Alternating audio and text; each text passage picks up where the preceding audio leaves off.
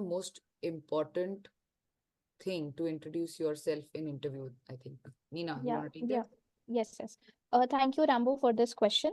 So, when a interviewer asks yourself to introduce yourself, it's very important to keep it very concise and also to show like your strength, your name, your where you come from, your education background, your strengths and weakness, and a small line about your hobbies, what you do in your pastime.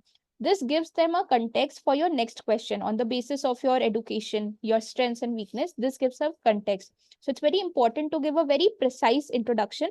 We should always practice that introduction so that we are very fluent in it.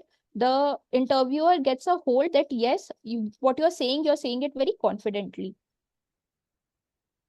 And as ma'am has said, like an elevator pitch will be very helpful